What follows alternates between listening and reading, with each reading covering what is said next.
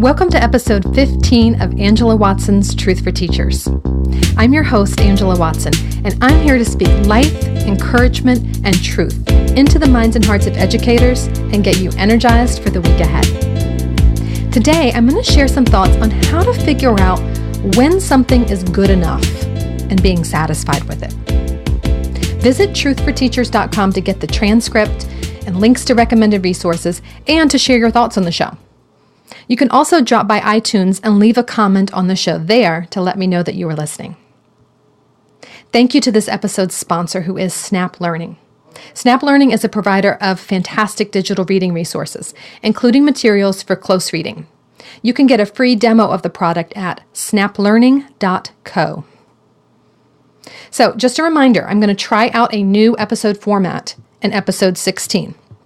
If you have a question that you'd like me to answer here on the podcast, go to truthforteachers.com and let me know by filling out the Google form, or even better, by leaving me a voice message that I can play on the show. It's super easy. You'll see the box with a button that says Start Recording. And then once a month or once every other month, depending on how many relevant questions I get, I'm going to answer the questions in an episode of the podcast called Ask Angela Anything. This week, I want to talk to you about how to figure out when something is good enough and just leave it alone and be satisfied with it. It's very difficult to do this in a job that is incredibly important, and when you know that your decisions are affecting the lives of dozens of students. So we kind of convince ourselves that everything is super critical and everything is urgent, and we have to give 110% to everything. But of course, that's not possible. And if we keep trying to give 110% in every area of our jobs, our personal and family lives are going to suffer. And that creates guilt. And of course, there's still guilt, because even when you're doing 110% at work, it's not going to feel like enough. And there's always something more that you could be doing. So I'm going to give you 3 things to consider when you're trying to figure out what is good enough. First of all, and I have to say this just right up front, stop looking around at the super teachers and making yourself feel guilty about not doing everything that they're doing. If you have kids at home and they don't, forget about it. You have a fraction of the free time that they have available. If you're new to teaching and they've been in the game for many years, forget about that situation. Of course, they've racked up more great teaching ideas and resources. Every person's situation is different. Stop looking around at everyone else and comparing and letting them make you feel inferior. Most of the time, that's not their intention when they're sharing their great ideas. So don't bring that on yourself. You have to know your own triggers here. If there's a certain teacher's classroom that always just makes you feel like crap when you walk in there because you know that your room is nowhere near as organized and colorful and beautiful, stop going in there. If logging onto Pinterest causes you to have a panic attack from seeing all these adorable classroom ideas that you wish you had time to do, stop pinning for a while. There is enough pressure on teachers from sources that we can avoid, like from administrators and students' parents. So don't compound that and make things worse for yourself by intentionally going into situations that you know are going to make you feel inferior and make you feel bad about yourself. So I think the no comparisons thing kind of goes without saying, but I wanted to make sure that everybody is on board with that, because I think it's super, super important. Now, there's 2 more concepts that I want to touch on here. Understanding what your yes and no really mean, and figuring out how to create a minimum viable product. Now, that's probably not what you were expecting me to say, was it? Stick with me here.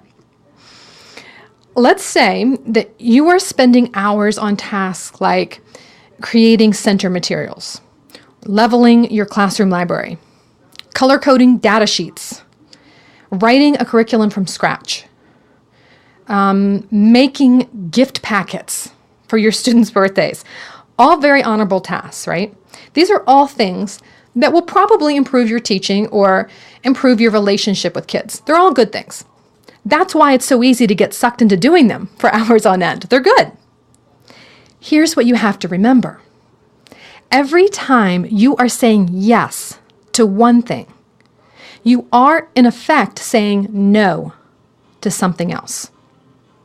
If you say yes to staying after school to design a beautiful interactive bulletin board, you are saying no to the stack of papers that needs to be graded.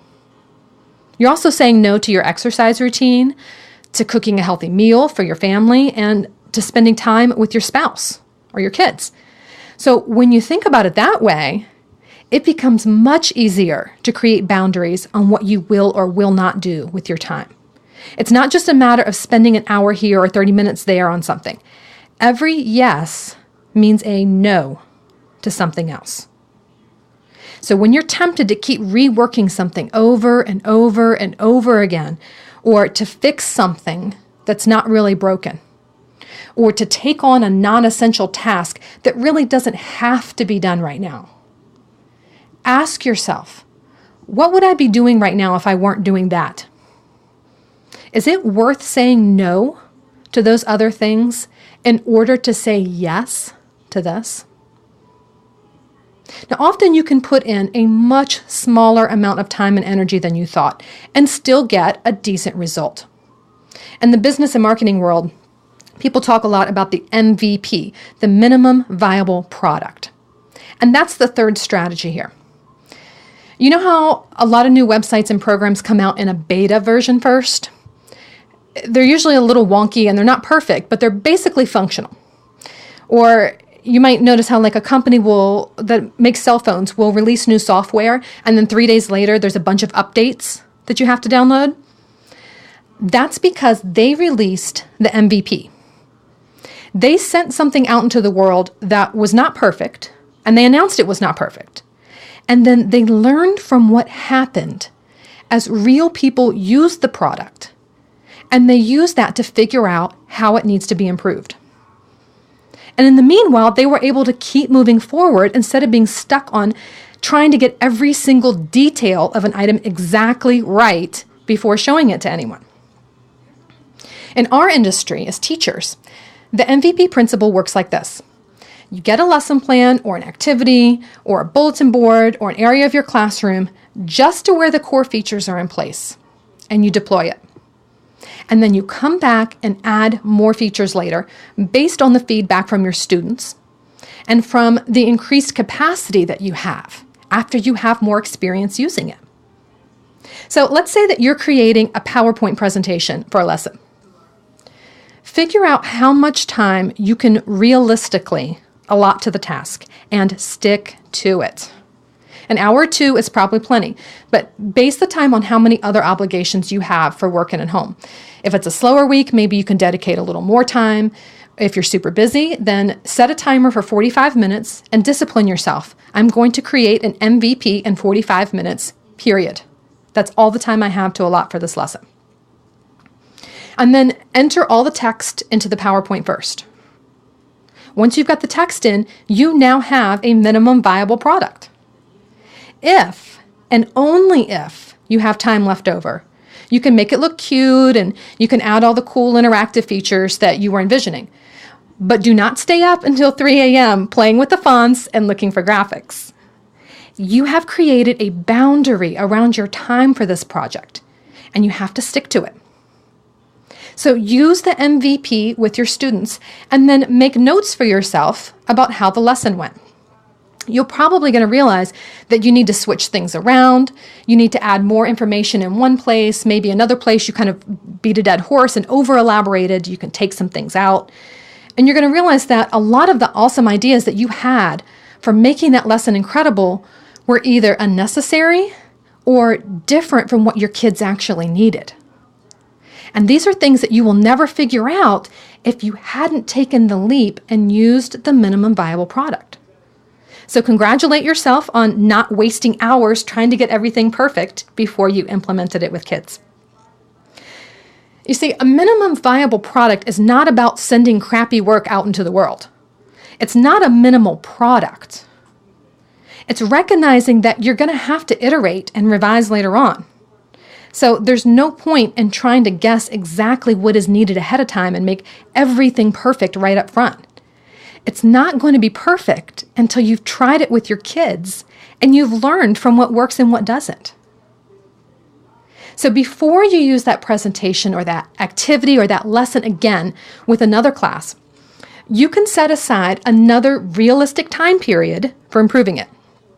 And over time, the presentation will become amazing. Not right at first, over time. And you'll be able to copy the existing text and the existing design settings from that PowerPoint to make more presentations, meaning that every PowerPoint you create from then on will be better than the last. And you'll be able to make them faster. But it all starts with a minimum viable product. Your work will not be perfect at first, and that has to be okay with you. So those are your 3 strategies. You want to stop comparing yourself to others. You want to remember that everything you say yes to means saying no to something else. And you want to work on making MVPs for your lesson, the minimum viable product. And then you can iterate and revise over time. Here's your takeaway truth for the week ahead. First, make it work. Then, make it work better. Thanks for listening. Have a fantastic week. You can do this. And remember, it's not going to be easy. It's going to be worth it.